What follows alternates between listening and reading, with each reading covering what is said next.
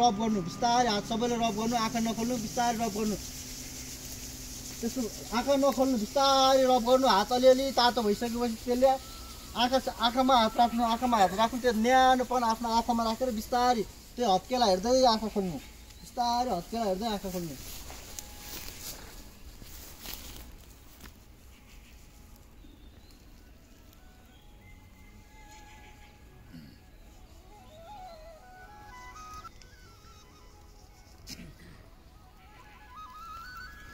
के छ राजु गुरु अब